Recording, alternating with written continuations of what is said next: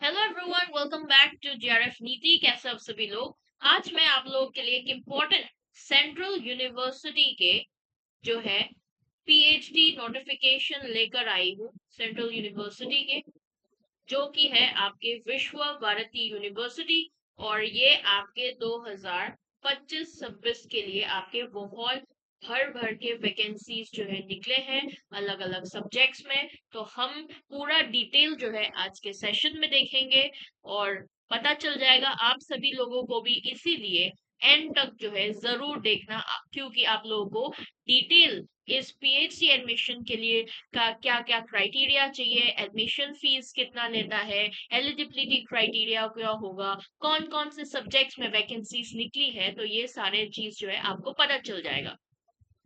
तो सबसे पहले एप्लीकेशन प्रोसीजर जो है वो आपके ये जो यहाँ पर आपका जो लिंक दिया हुआ है ऑनलाइन एप्लीकेशन सिस्टम जो है उसके थ्रू आपको इस लिंक पे क्लिक करोगे तो आपको अपने आप जो है पोर्टल दिखाई देंगे। तो वहां पर रजिस्टर करने के बाद आप लोग अपने डिटेल्स जो है वो भर सकते हैं, और फीस सबमिट करने के बाद आप लोगों को जो आपके जो फॉर्म्स है वो सबमिट माना जाएगा। डिटेल कोर्सेज से रिलेटेड, एलिजिबिलिटी क्राइटेरिया से रिलेटेड और बाकी जो भी इस एडमिशन प्रोसीजर से रिलेटेड इंफॉर्मेशन वो आपके यूनिवर्सिटी एडमिशन पोर्टल ये इस लिंक के साथ जो है अवेलेबल है, तो आप लोग चेकआउट कर सकते हैं। बाकी मैं ये सारे इंपॉर्टेंट चीजें जो है वो आपके इस वीडियो के साथ मैं बता रही हूँ। तो इम्पोर्टेंट डेट्स क्या है आपका ऑनलाइन सबमिशन एप्लीकेशन का 24 सितंबर 2025 से शुरू कर दिया चुका है, और लास्ट डेट जो है वो 17 अक्टूबर 2025 को रहने वाला है। यानी कि अभी भी टाइम है, अभी भी फॉर्म भर सकते हैं। आपका करेक्शन विंडो खुलेगा 19 अक्टूबर को और विंडो क्लोज हो जाएगा 28 अक्टूबर 2025। वैकेंसीज देखते हैं। Institute of language literature and culture, अलग अलग उन्होंने इंस्टीट्यूट के हिसाब से वैकेंसीज निकले हैं। यहाँ पर लैंग्वेजेस लिटरेचर एंड कल्चर में अलग अलग जैसे कि SMEs, Bengali, Chinese, centre for modern European languages literature and culture, English, Japanese, Sanskrit, Pali, Prakrit, Hindi, Marathi, Santhali, Indo Tibetan और उड़िया, ये सारे लैंग्वेजेस में निकला है, जिसमें आप लोग लुक फॉरवर्ड कर सकते हैं। बंगाली में 34, इंग्लिश सब्जेक्ट में 16, आपके जापानीज में 10 और संस्कृत जो है उसमें 11 और हिंदी में 16। ये सारे सब्जेक्ट्स में ना आप लोग देख सकते हो, क्योंकि यहाँ पर जो है ऑब्वियसली वेस्ट बंगाल में लोकेटेड है ये जो यूनिवर्सिटी है, और यहाँ का लैंग्वेजेस कोर्सेज जो है ना वो बहुत बढ़िया माना जाता है, इवन ह्यूमैनिटीज कोर्सेज भी। तो इसीलिए आप लुक फॉरवर्ड कर सकते हो इस पीएचडी करने के लिए सेंट्रल यूनिवर्सिटी के साथ। Next is institute of humanities and social sciences. इसमें इकोनॉमिक्स का 14 निकला है, एंथ्रोपोलॉजी का 1, centre for journalism and mass com 5, ancient history culture and archaeology 11, history में 7, फिलोसॉफी में 11, कंपैरेटिव रिलीजन में 1, विमेन स्टडीज में 1 एंड ज्योग्राफी में 6।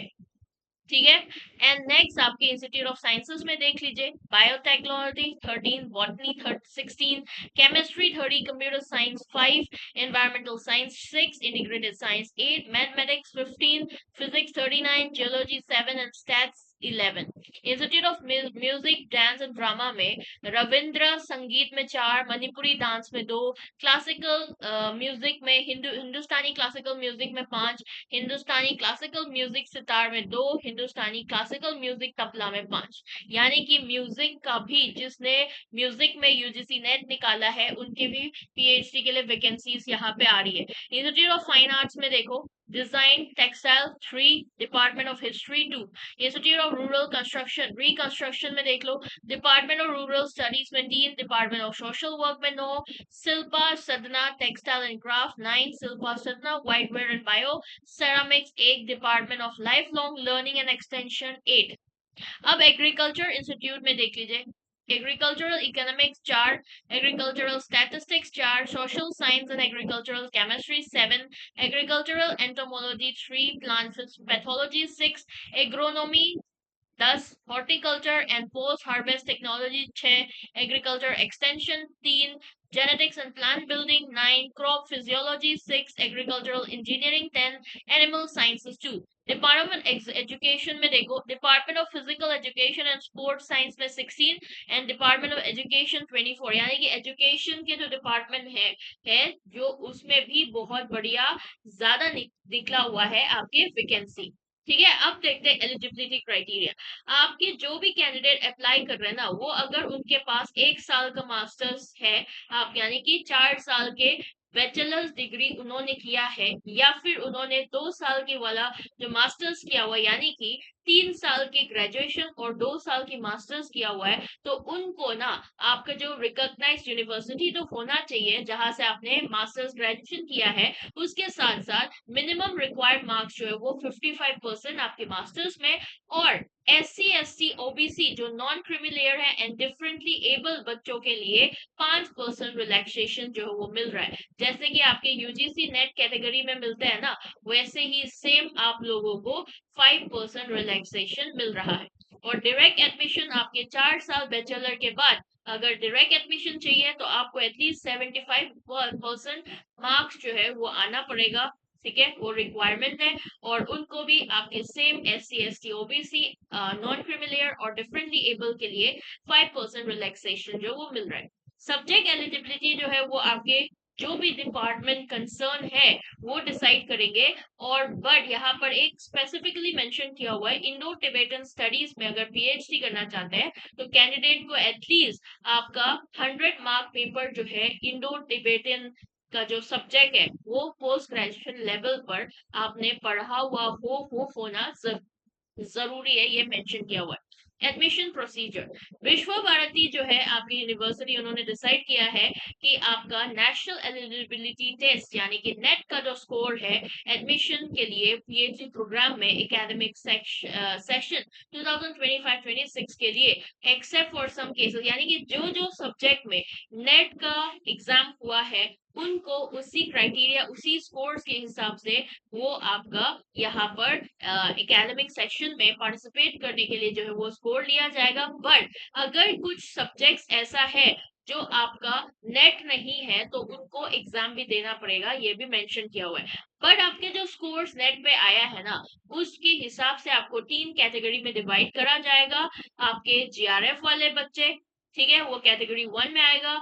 आपका जो है नेट वाले बच्चे वो आपके जो है कैटेगरी 2 में आएगा, और सिर्फ PhD ओनली वाले कैटेगरी वो कैटेगरी 3 में आ जाएगा।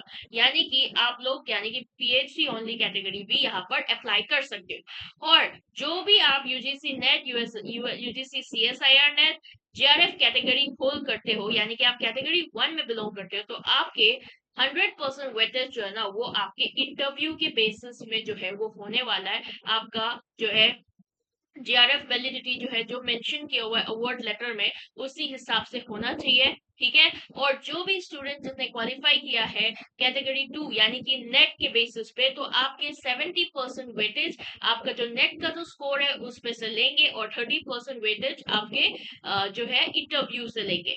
ठीक है, एंड लास्टली आपके कैटेगरी 3 वाले जो बच्चे हैं जो आपके 2 और 3 वाले जो है वो आपके नेट सर्टिफिकेट्स या फिर आपके PhD सर्टिफिकेट जो है वो आपके क्लोजिंग डेट ऑफ एप्लीकेशन से पहले अगर आ जाता है तो वो कंसिडर करा जाएगा, नहीं तो कंसिडर ही नहीं किया जाएगा। जिसने भी क्वालिफाई किया है फेलोशिप या फिर स्कॉलरशिप गेट में हो सकती है, सीड में हो सकती है, ICAR वाला GRF हो सकती है, SRF मिला हुआ है, तो बाकी जो आपके बाकी जो नेशनल लेवल टेस्ट भी अगर आपने क्वालिफाई किया हुआ है PhD के लिए तो आपके जो एडमिशन है वो आपके इंटरव्यू बेसिस पे यानी कि 100% वेटेज जो है वो आपके इंटरव्यू पे ही डिपेंड करेंगे। और विश्व भारती कंडक्ट करेंगे एंट्रांस टेस्ट जो भी PhD प्रोग्राम जहां पर जिन सब्जेक्ट पर नेट के एग्जाम नहीं होते तो वो अपना खुद का रिसर्च के जो एंट्रांस टेस्ट है वो कंडक्ट करेंगे। सिलेबस जो है वो 50% आपके पेपर 1 यानी कि रिसर्च रिलेटेड आपके टॉपिक्स और 50% आपके सब्जेक्ट स्पेसिफिक टॉपिक रहने वाला है। एप्लीकेशन फी क्या है? You are OBC EWS candidate के लिए अगर आप एक सब्जेक्ट के लिए अप्लाई कर रहे हो तो 1,000 रुपीज होने वाला है।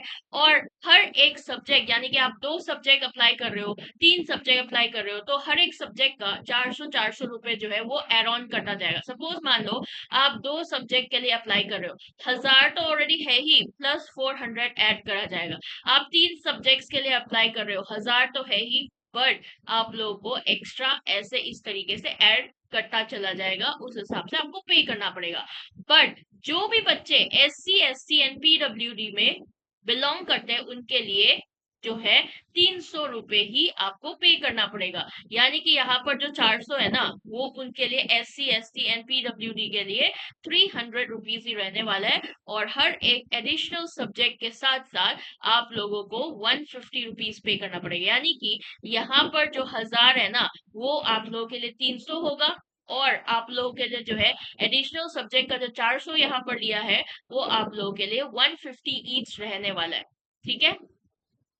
एंड ये था आज का पूरा डिटेल इस सेंट्रल यूनिवर्सिटी के जो PhD एडमिशन के नोटिफिकेशन को लेकर। आई होप आप सभी लोगों को सब कुछ डिटेल जानकारी मिल चुके होंगे। जल्दी से अप्लाई करो, बहुत बड़ा ज्यादा वैकेंसीज निकला हुआ है और बहुत बढ़िया यूनिवर्सिटी है, जो मैं ऑलरेडी बता चुकी हूँ। आपके लैंग्वेज को लेकर हो, आपके ह्यूमैनिटीज को लेकर हो, बहुत बढ़िया यूनिवर्सिटी है। बाकी साइंस सब्जेक्ट को लेकर मैं इतना नहीं बोल सकती।